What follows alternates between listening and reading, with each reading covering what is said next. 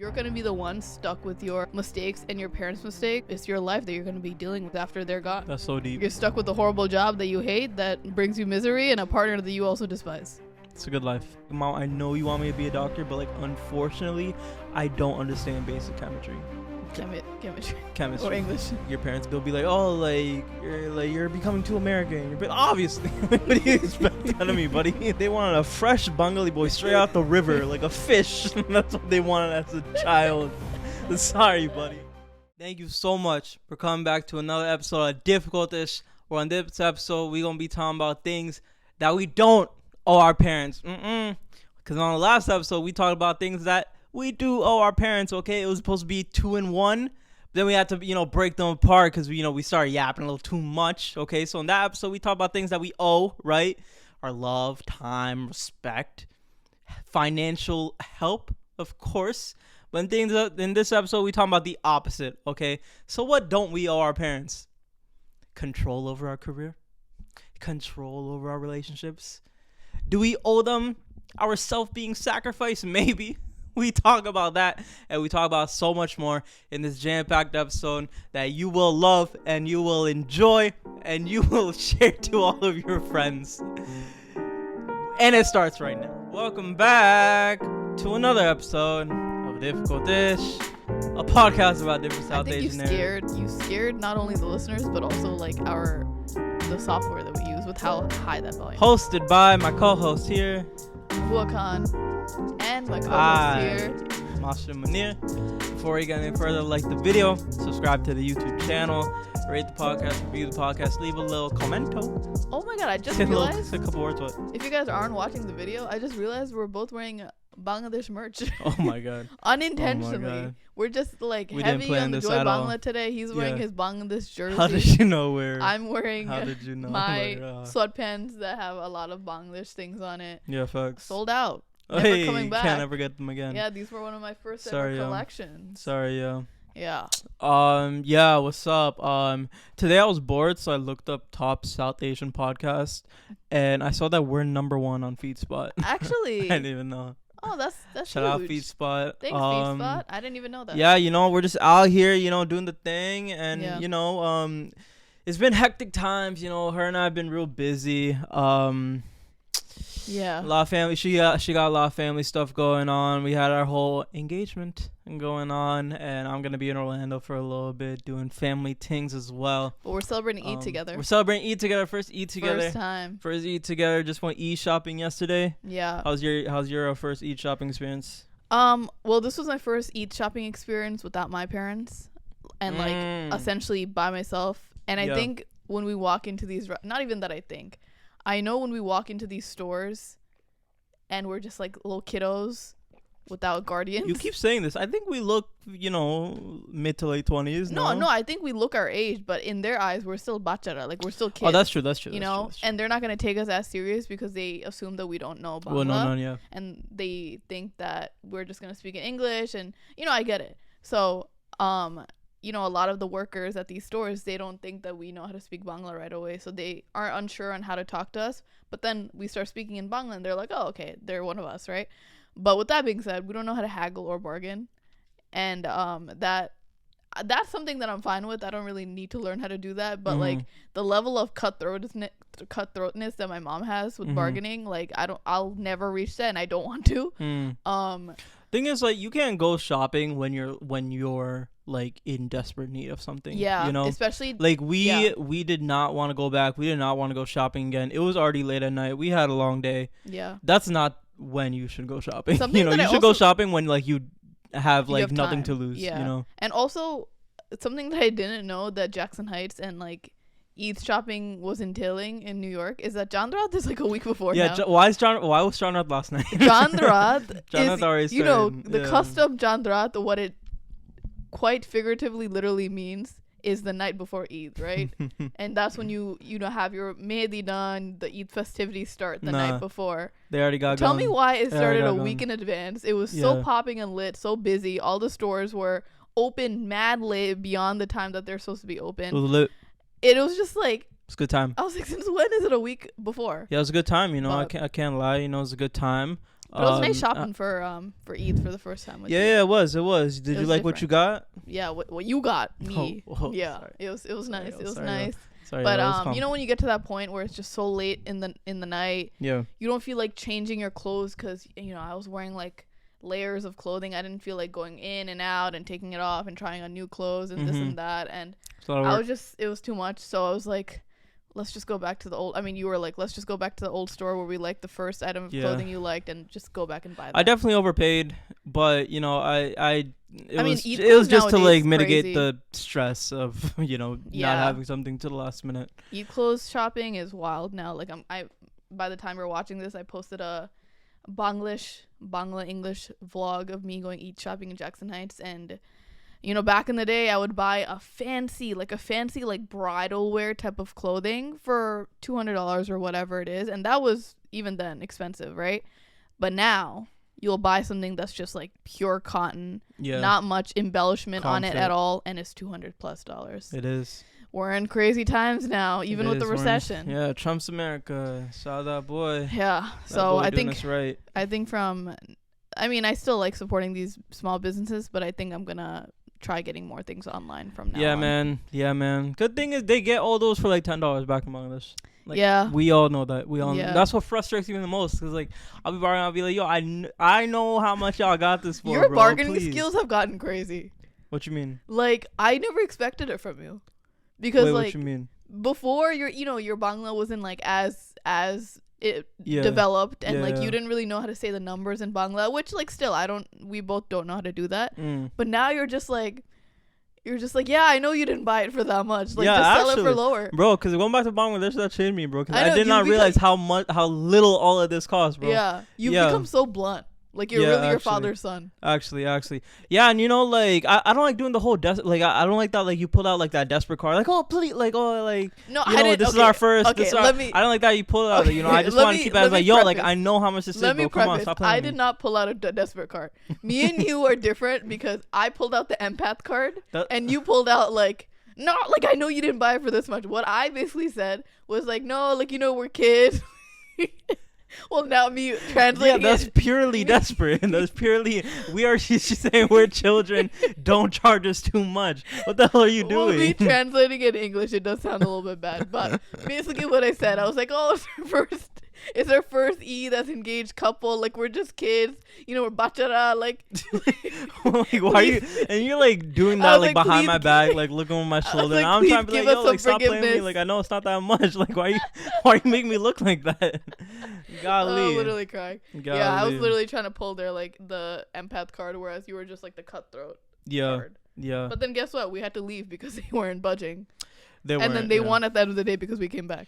Yeah, I came back. Yeah. And I still like kind of lowballed them. Then they said yes. Honestly, you didn't lowball them. Not lowball them, but like they kept saying the same price, and I just said something like those like $40 below, and they're like, okay. No, next time we gotta go with my mom because she would not. Yeah, you just can't go when you're desperate. That's all. You gotta go when you have like a month left. Like, you're not in no rush at all. Mhm. Yeah. That was good. Good times. Thanks. Yeah. Thanks, buddy. All right, what's up? Like, what's going on? Like, what's this episode all about? I don't even know. Yeah, you do. You know very well. So as you guys might know, in our last episode, we did part 1, and we weren't expecting to. We were expecting to put both parts in one episode, and we talked about what we feel like we owe to our immigrant parents, right? As children of immigrants, knowing our parents sacrificed so much to come to this country and provide for us, and all the good things, we feel like despite everything, there are some things that our parents deserve, even if it brings us some sort of pain, or it cuts into our mental health, cuts into our finances, whatever it is. We talked about part 1, right? Right. In part, wow, your voice what was that? It happens. Puberty? I'm going through a phase. 26-year-old man going through a phase. Yeah. But yeah, in part 1, we talked about things that we feel like we will go above and beyond for our parents. In this part, what are we doing? Part 2, we're talking about the opposite. Holy.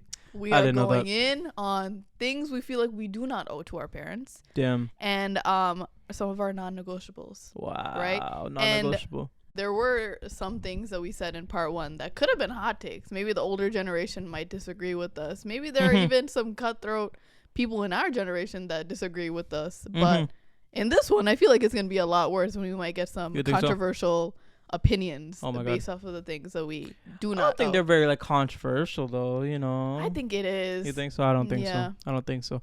I think they're like relatable things that just people like don't say like out loud too much, you know. But Mm. like I don't think it's like Like people are controversy. thinking it, Right. but they don't say it or want to do it. That's exactly what I was thinking. Oh wow. But you guys gave us some responses. I actually haven't looked at any of them. Yeah, so me neither.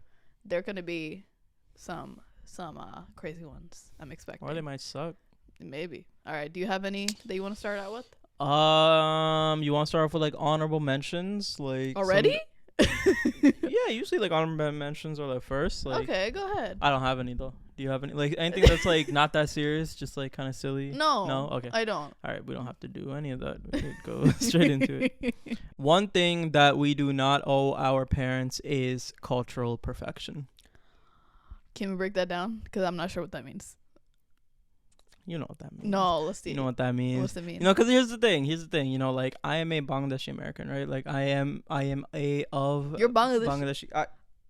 I couldn't tell. Like my parents are from there, right? But I'm from Orlando, Florida. Like I Right. am from, you know, like the States. I'm a Westerner, right? Right.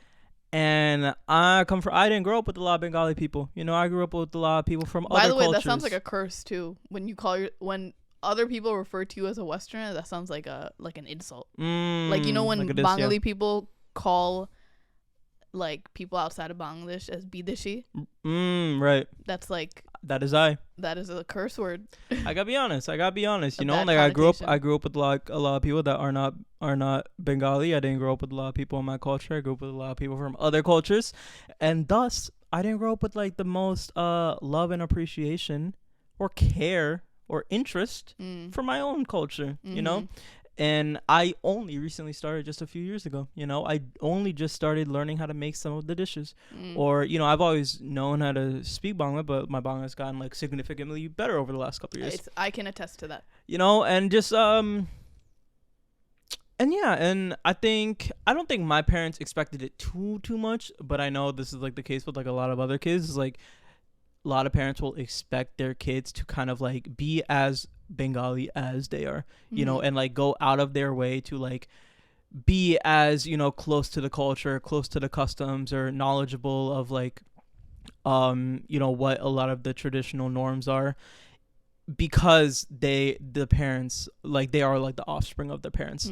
And I think that's something that, like, you know, our parents should have a little bit more care and empathy towards. Is like, we obviously did not grow up in Bangladesh. We grew up with like people from all sorts of lands, you know. Like when you grow up in Bangladesh, you only grow up with Bangladeshi people. When you're growing up here in the States, you grow up with absolutely everyone. Yeah. And we become like a melting pot of so many other different types of cultures and life experiences, you know. And like I grew up with a lot of people that didn't come from like a stereotypical like Bangladeshi background, you know. Even if they were Bangladeshi, they didn't grow up like how like a lot of the other, you know, more middle class South Asian families grew up, you know. So But I have a question. Do you feel like you became closer to your culture and learned these, you know, Bangladeshi dishes and just started caring more about your culture and your roots for yourself, and because you genuinely want to be closer to your roots? Or do you feel like you did that to, you know, for as like a service for your parents? Nah, genuinely, it genuinely came like in COVID. I think like I've said it a bunch. Like it was during COVID where I started to finally try to like, I didn't even know much about like the history of Bangladesh, like how Bangladesh came to be, like what happened in like the liberation war. Like I didn't know a lot of these things, and I went out and learned it all on my own, you know. Like my mom didn't pressure it or enforce it on me by any means. And yeah, you know, like I think about so many times like growing up, like especially when I was like a teenager, my Bangla always used to suck. And like even now, like I know how to speak the language, but like I can't say the words super perfectly. Like like you like balo, like I can't do like the BH very well. I just say balo, like and you say it better than I do. Like Yeah, but it's like But I you used to didn't get grow made with the fun of. people. I used to get made fun of all the time. Like whenever like an auntie would come up, she'd be like, "Oh, come on," so I'd be like, "Oh, balawasi," and then she would like look to the corner and she'd be like, "Ha, balawasi," like mimicking like how bad Yeah. I said it. And I got that so much growing And up. it turns you off from Yeah, wanting to because I'm try. like, yo, like, come on, bro, like, why are you laughing at me like that? Yeah. You know, so I got a lot of that, and I just think that's something that like we don't really owe our parents, especially if we grow up with like so many other cultures, you know. So you feel like you don't owe you having to learn about your culture to your parents if they force it down your throat, or also if you didn't grow up with that culture around you, but you feel like you owe it to yourself to do it. I said cultural perfection. Oh, We like perfection. like they can't expect us to be the perfect Bengalis or the perfect Indians or the perfect whatever, because we are not from there. You know, even if we are from there, that's a whole other conversation. But it's because we are Westerners that, you know, like obviously it is our duty to like indulge ourselves in our own culture, like whether it's on our own or through our parents. But like, I know of a lot of parents that like expect perfection, like expect you to eat all of the dishes, and like if you don't like them, you are a sin to the culture. You know, like if you don't like all the torkeries and all the like you're not even Bengali or whatever. You know, like that we don't know. But like obviously too, we owe to like our parents and to ourselves to just like indulge ourselves as much as we want in our cultures and stuff. I think like if the parents or in the community that you are in, they do their best to kind of show you just how the culture is, and you know there's like the events that you go to for like Bangla New Year, or you start understanding the language because your parents speak it in the house or whatever it is. Like they're doing their part to kind of get you to understand the culture, and they're not like forcing it down your throat. And then it's up to you if you want to actually take that in your own life and actually want to be closer to your roots. And that's like something that you do for yourself, for your own identity building. And I feel like when you are forced to learn something perfectly, or you know whatever the case is, that's when you don't actually retain it for yourself or do it for yourself, and it makes you like either hate it or be far away from it as possible, because you're not doing it for your own well-being or standards. Like you're doing it for other people or for like a third party reason, you know. So I agree, that was good. Can be like, you know, when you go back and like you're just like so humbled with like how you know absolutely nothing. Yeah. Like I always thought like I can like you know converse in Bangla, and then I go out there, I'm like, damn, can't do nothing. I don't know nothing at all. Yeah. No, I kind of miss so like being in fast. Bangladesh though, because it's like it really forces you to learn all these different terms. And you know when you're a first what the hell is the word? Like you're an English speaker, that's your first language. Even though Bangla was my first language and I learned more English in school, since my dominant language is English, I code switch in my head to Bangla when I think of words. But I'm not able to fully speak in Bangla because I still have English words in the language. But when I'm in Bangladesh, it forces me to think a little bit harder and have those Bangla words ready instead of switching to English. You know? Right. Yeah. You realize like how you speak in Bangladesh like all the time. Yeah. But then you go there, you can't do none of that. Yeah. Bangla people are funny too. Yeah. You know, we got like gyro yesterday from like the gyro cart, and like the guy in front of us was like, "Oh, akta Fanta dibe, like can I have like a Fanta?" And then the worker was like, "Oh, একটু কষ্ট করে নিতে হবে ভাই." That means like you gotta put in a little work to get it yourself. But it was like right in front of him. That's the way that you said it. Like, but it was right in front of him. So like it was like so a respectful. Softly. It was like a respectful way of like, you know. That's funny. Okay. That was a good one. Yeah, thanks. That was a good one. I got one. You got some better or worse? No, I mean it's on, but it's better. I didn't think we were in a competition. No, we are. Are we in a competition? Yeah. All right. My next one is: you owe your parents respect, but you don't owe them to. Wait, let me reword it because I didn't say go it. ahead. Okay, you owe your parents respect, right? Okay. But there's a but. Yeah, there's. You don't always have to let them be right. Damn. That was a bar, right? That's a you bar. like that one? That's kind of deep. Let me You want to break that down? Let me elaborate a little bit.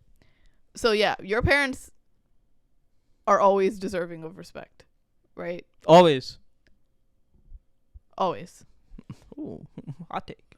Go ahead. But if they are saying something that is like blatantly wrong, heinous, blatantly racist, just completely not discriminatory. Discriminatory could be anything. See, you're pushing the couch I'm really back. not. No, I really felt not. it. I just really felt not. it, and it wasn't me. You think a little girl like me who's weighing 120 pounds is pushing this back? No, it literally is. You can't. So anyway, if they're saying something completely wrong, you do not have to just sit back and not open your mouth. Because I think our parents' generation and our grandparents' generation, obviously there were some points of rebellion where the kids might have done something that the parents didn't approve of. But for the most part, when there's authority and there's an older person, especially like a parent or a teacher, they're not going to say something back because they're going to either get hit or they're going to get, scolded or whatever it is.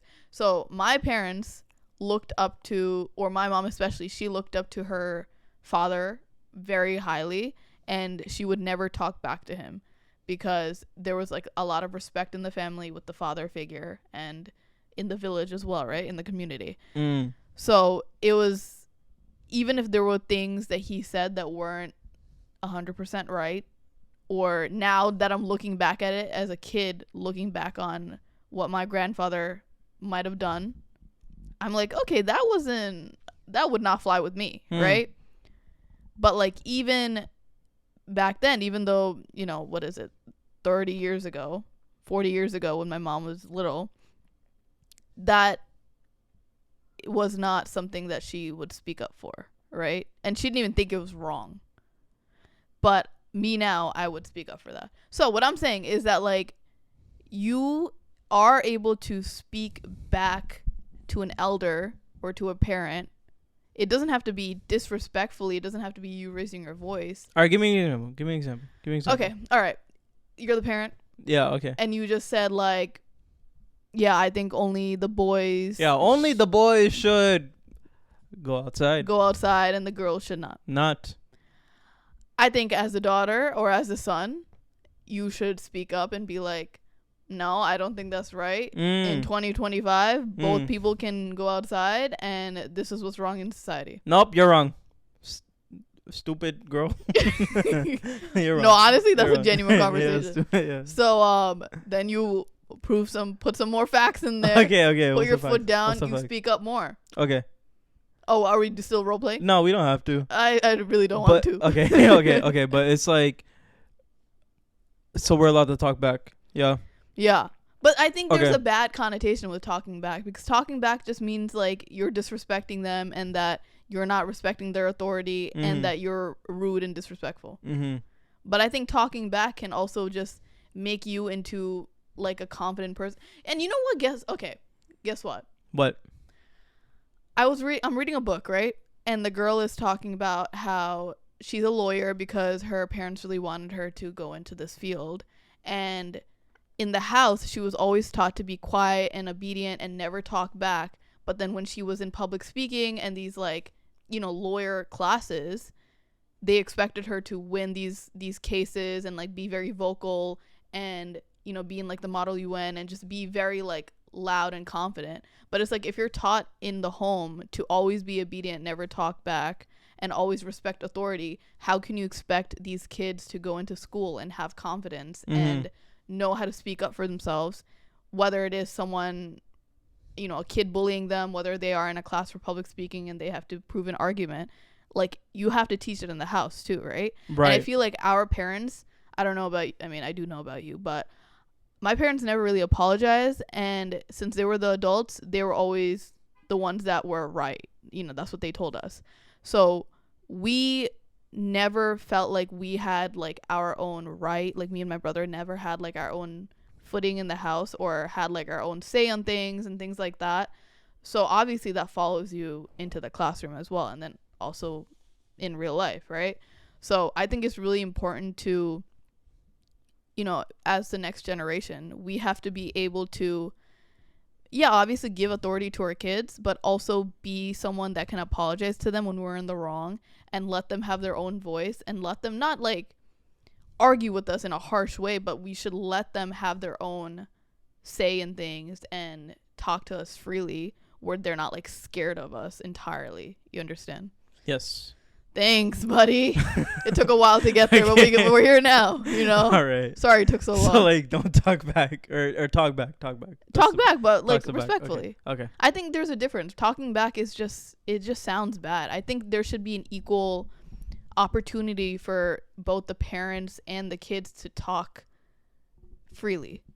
Obviously, there's like a respect aspect of it, but there should still be an openness, you know?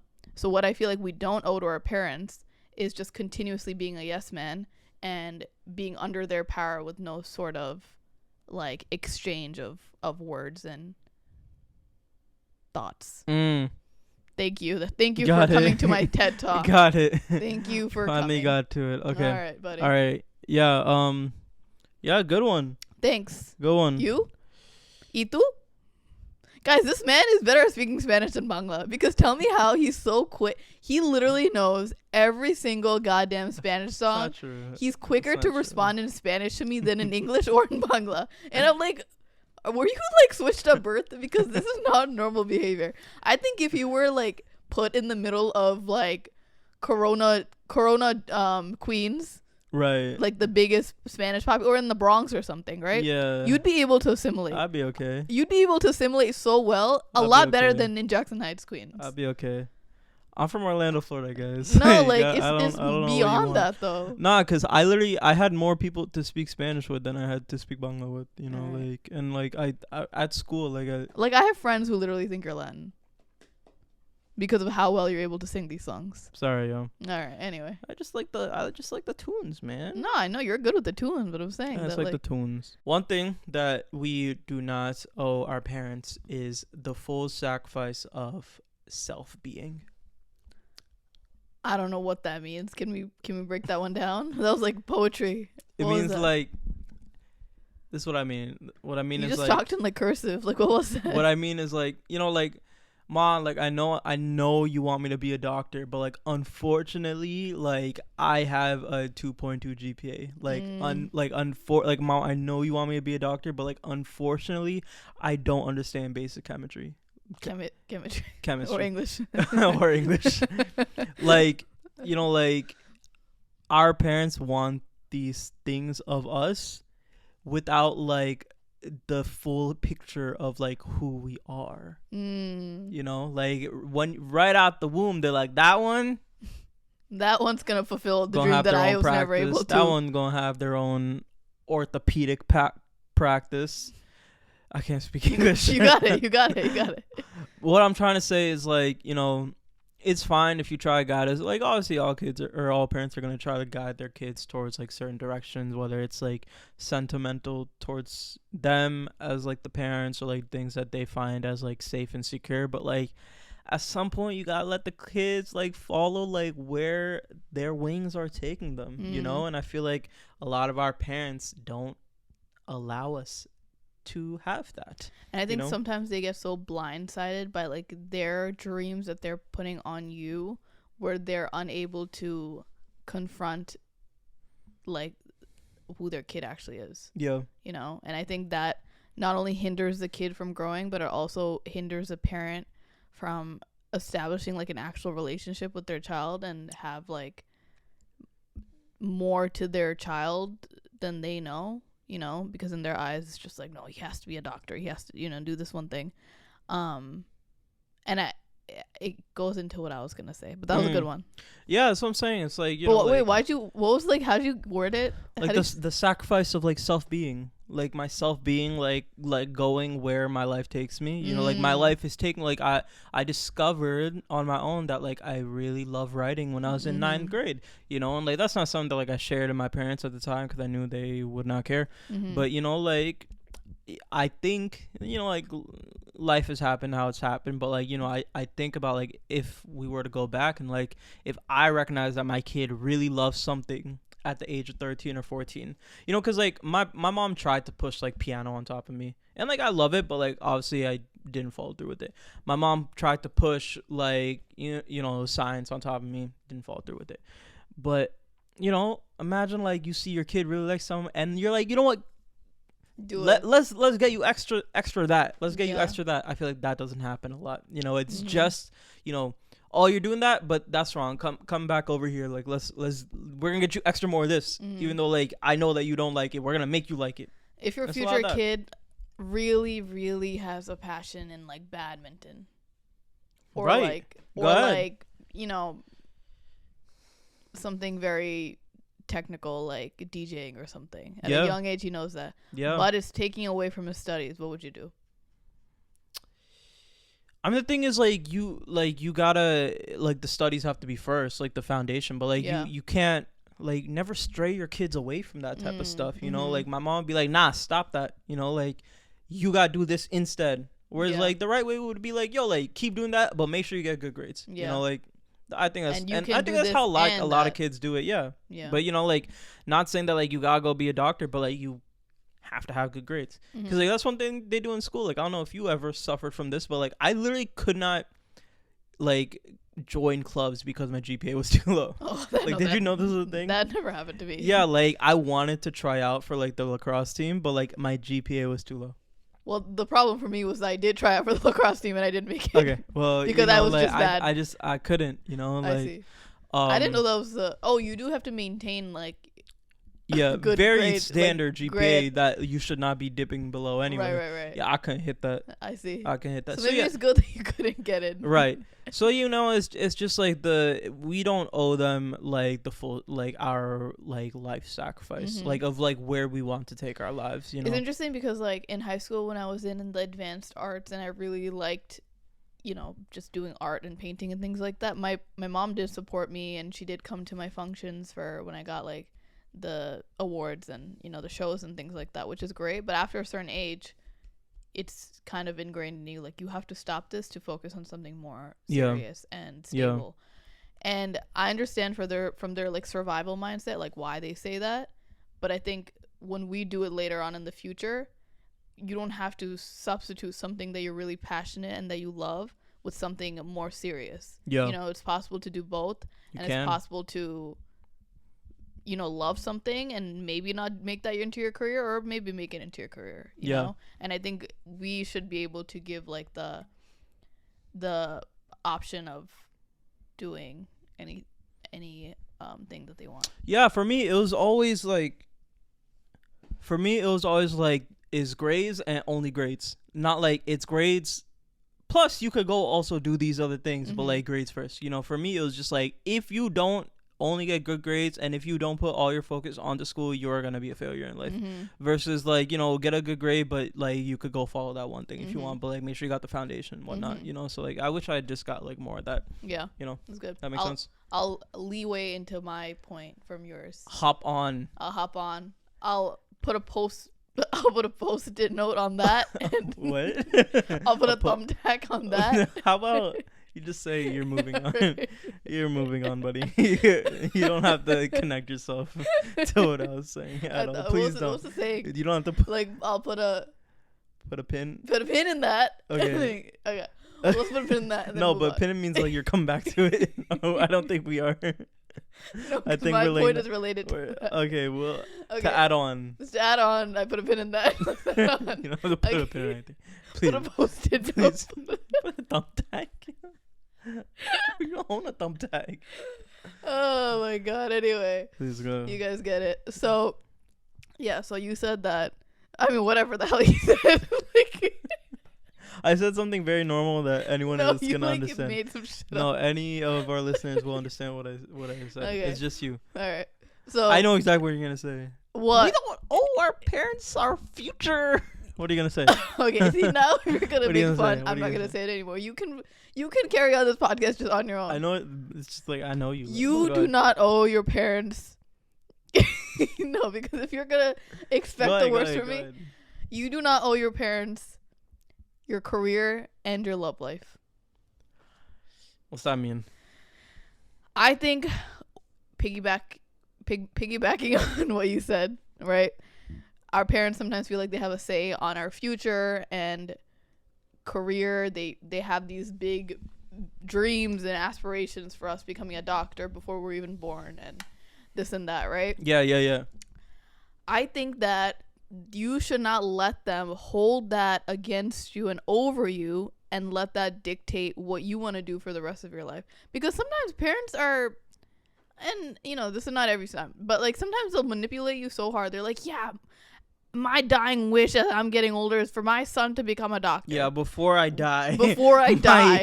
And they'll be like, yeah, we immigrated here with 4 cents in our pocket, not knowing anything. God forbid we want our son to become a doctor. Yeah. And they make it seem like this is this small minuscule goal that you have to reach to make them proud finally. Easy peasy. Just get your get your MD, get your law degree, get whatever to just be a doctor. Simply just be a doctor. I told you, like, I was driving around the neighborhood with my mom, like, there was like a for sale sign, new house in the neighborhood. My mom was like, think about it. Like, if you buy this house, you could just put it for rent and then you're getting money. Yeah. Marshall, why not? Exactly. Why not? No, when you say it like that, Marshall, why not? Think about it. She said she did say think about it. Chintakoro. She did say Kino? Renta. No, honestly, when you break it down like that, it's very simple. Honestly, I was like, damn, all you gotta do is just like go to school for like 8 hours, like, you know, work not too hard. Not work too hard, but like, you know, get like your save your money, yeah, but pay all of right, save all of your money. Go get your doctorate, but also Namasporo. Yeah, pray, but also you should have had a husband yesterday. You fat too. You're also fat. Why are you so ugly? Lose some weight. But anyway. Good day. Okay, so yeah, sometimes we feel this pressure to fulfill our parents' prophecy, right? You're like, oh shit. Holy, where did that one come from, buddy? You like that one? Wow, I didn't know you were capable of that prophecy. Holy shit. That was unbelievable. You thought only you were capable of the poetry? Oh my god. I am no, too. that one caught me off guard. Yeah, I didn't know that one was going to get you. I had so many more on my sleeve. Golly. Alright, anyway. Prophecy. So. Damn. Shut the hell up. So we have to fulfill this prophecy, right? And we have this like weight on our shoulders. We're like, yeah, like, you know, they did raise us for all these years. They did sacrifice so much.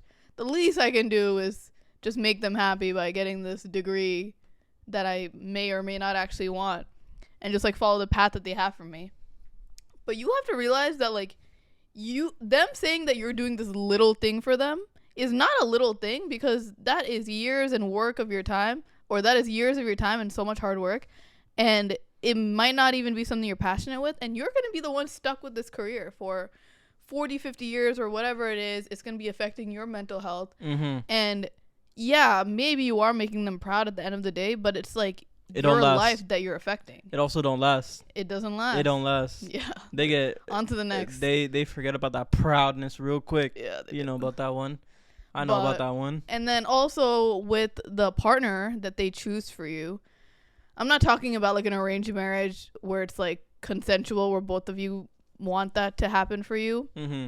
But I'm more so talking about like if you have someone that you really love, that you want to be with forever, mm-hmm. and they're just completely against it, and then they want to choose your life partner for you and like leave that person behind that who you already have. Yeah. Like that is not right, because we cannot, also like what I said before about talking back to your parents or standing your ground, you cannot just accept their authority and let that slide when you know you're going to be miserable and you know that that's not the life that you want. Like you have to actually fight for what you want and go for the career or person or route, whatever, that you deserve to have. Because like you're going to be the one stuck with your mistakes and your parents' mistakes, and it's, you know, it's your life that you're going to be dealing with for 50, 60 years after they're gone.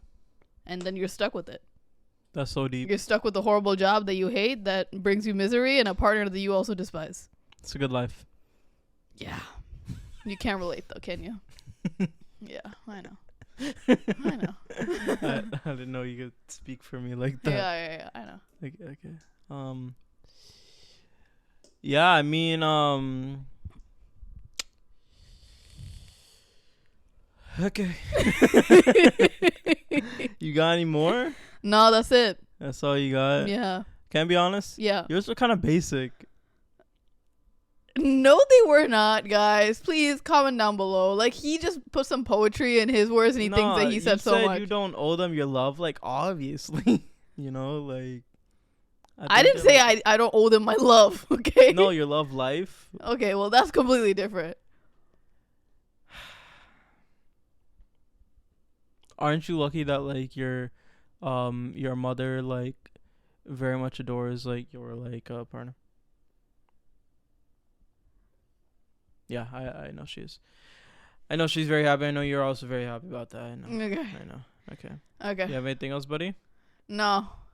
You want to go into responses? I also have one more. Oh my God! Please. I mean, not really. It's just like tied to like the first thing I said, but just like.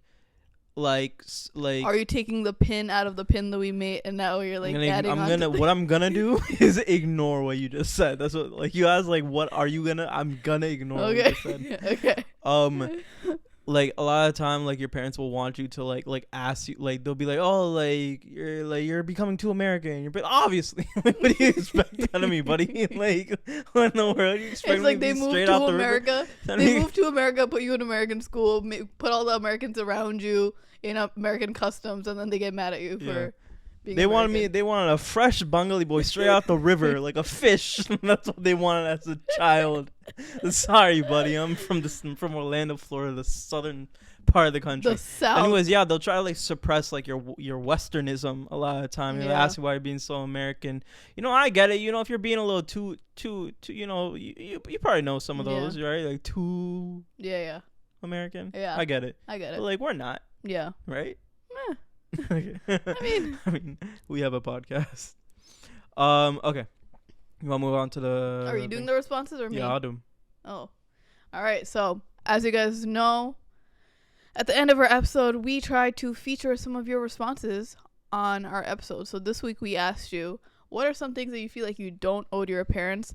And if you want to be featured on the episode, potentially, make sure to follow us on our Instagram. It's @difficultish, where we let you guys in on what we're recording for the week for the most part. So you can give us some feedback, questions, advice, and things like that. And we feature you. So I'm excited for this week's responses because last week's were kind of crazy. Some that someone said, some that we don't owe our parents. Someone said control over relationships. What are your thoughts on this? You as a parent, you don't like your friends' kids. You don't like your kids' friends, sorry. How about you answer this because you actually asked me this hypothetically yesterday. You said, what if our daughter is dating someone that we don't like? Yeah. So what are your thoughts on it? I think like the type of parent that I'm gonna be, like our kids are gonna like they're already gonna know, like, you know, like I think I use that excuse a lot because I think I'm gonna be a great parent that like our kids are already gonna know like what's right or wrong, you know. I think that's true. Like they're gonna have values instilled in them and, you know, what we disapprove and approve of. But I also feel like when you are at that age of high school, you don't really care. But, you know, hear me out. Like, I think it's important to have like dumbass friends too. Because you get like the whole experience, you know. Well, you gotta learn. Yeah, you need friends that are crackheads, you need friends that are scholars, you need everything in between, you know, so you could get a little taste of everything. As long as you're a good kid. Like I think of my cousin Noor, good kid, right? But he's not from a good neighborhood, right? He didn't go to a good school. He probably went to school with a lot of crackheads. I know he went to school with a lot of crackheads. Probably a lot of kids I grew up with went down bad paths. But he's a good kid. And I think he turned out to be such a good kid because he had that exposure. I think exposure is very important, you know. But also that exposure sometimes makes you the opposite. It makes you follow the crowd. But that comes down to like are you a good parent? Like are you what's the word? Like, are you just raising your kids right? You know, like to understand like what's right or wrong. So what are your thoughts on control over relationships as a parent then? I think, like, I agree with them. Like, parents should not have control over the relationships of the kids. But I think if you do follow that mantra, you also have to follow the mantra that you gotta be a good ass parent. Just so your kids know that, like, hey, like that friend, like, you know, they're a cool person. They treat you right. You have a good time with them. just like I hope you know that they're not a good kid. So like, you could be the good influence on them. It's good to be a good influence. You don't Right. always got to be surrounded by people better than you. It's okay to be around people that like can learn a thing off of you, especially at that age. Like I think it's a very rewarding experience, being like the person that like someone can like look at for like a good influence type of thing. And you might never know, like this kid that is like not the good kid that is friends with your kid, maybe they want to be better, they want to be better, but like past experiences, they ended up in like a bad place, whatnot. All I'm trying to say is like, yeah, I agree with them, like no control over relationships. You just gotta be a like good, let good them ass figure parent. it out. Yeah, you gotta be a good ass parent though. Okay, You understand? that was good. Thanks. Someone said, I always feel like my parents have always given us everything, so naturally I feel like I owe them lots back. That's a good point. You agree? I agree. You do feel you have this like guilt over you, and I don't know if we talked about it really in our last episode, but we did talk about how sometimes there's this like overarching expectation, even if it's not like fully verbally said. Like for example, us providing for our parents financially in some aspects, they never really asked us like, oh my god, give us this much money. Or, sometimes they do ask, but they don't really want our money and they don't really ask us, but we still feel like if we have the means to, we should do that, right? Yeah. And I think for children of immigrants, since our parents did sacrifice so much, we feel like it's up to us to also give that back to them now that we are able to as adults. And it's rough sometimes if there's like no boundaries with it, like you said in the last episode that we should give our time to our parents, like however much that is. But I think that there should be boundaries with how much time we give, because we also have our own lives and work and things that we need to do. And we can't just like be with our parents forever, especially when we're adults, with like our own families or like issues or whatever, right? Mm-hmm. So I think that's why there's so much guilt associated with things. Like even there's guilt associated with like resting, because my parents were never able to rest or take vacation. So when I sit down even for a second after a long hard day, I'm like, what even is the point of this? Do I even deserve this? Facts. I've also experienced such a thing. Have you? Quite a bit. And someone said, saying yes to everything for them. It's so easy to lose yourself with this. So, just like all like the tiny things, saying yes to everything. People pleasing. Yeah, Masun, go get me some peanut butter. Masun, go get me, just like, yes, mother. Which is okay, but it's like, like you just said, when it comes to like just like you sacrificing on like your own things that you want to do. Like that happened to me a lot, where like I would be like so excited one night to like just like read my book or to just like write a little poetry after a long hard day of working, and then me and my mom was like, afternoon, come do this, give me some fries. That's fine, but it's just like taking away like my time. Yeah, I want to do something. Like you gotta learn how to say no. But yeah, you deserve to have your time. Thanks, buddy. But I get that. You mean that? Yeah. Okay. We have a whole episode on people pleasing, by the way, if you want to listen to that. Probably. Anything else? No, that's it. I thought this was a good one. Good episode. Y'all think that was good? Yeah, this was a part 2, and even this one was long. Like, imagine if we did try to make everything concise and fit into one. That'd be too much for you guys. Thank God we did. You're welcome. You're welcome. Good episode. You got 10-second advice. Yeah. I do. Yeah. Let's hear it. TSA made it a thing that like you need real IDs to fly now. You really don't. No, I think you do, because they told me to. I just flew to and from Florida. Same shit. So don't stress about it. Like you're perfect the way that you are. Oh wow. Without your real ID. Wow, that was good. You understand? Nice little pep talk. Yeah. You got anything?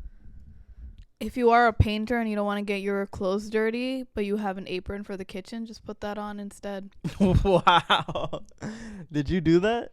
No, but I've been thinking about it. No, you're just looking at the apron. Yeah, I was looking at it, but I've been thinking about it because I don't have like a That's bib. pretty good. Like a paint apron, like a bib. I don't think it's called a bib. Like a paint apron. A bib is what you call babies. Okay. I was playing with this baby for a while yesterday. I know. You were too busy, just stressed out. Yeah. I kept smiling at this one baby. He kept smiling at me. No teeth. Yeah, he probably thought you were one of his own. Anyway, you have a Bangla word of the day. We can say child, since we were talking about it. Child is bacha. Bacha. That's what all the workers at the Eid clothes shops were thinking we were. Little two bachas just coming in shopping for clothes. Sorry, yo. Yeah. Sorry, yo. But anyways, if you're listening to this on Friday, Eid Mubarak if you are Oh my celebrating. God, Eid Mubarak. Thank you so much for listening. Yeah. Hope you enjoyed our yapping and talking and making fun of each other in this one. Make sure to follow us on the Instagram and TikTok is at Difficultish Podcast. Our own personal one at Mashoon Munir, at Mahua Khan. Yeah, we got our names finally on Instagram. But we love you guys so much, and we will see you next week. Allah Hafiz. Bye.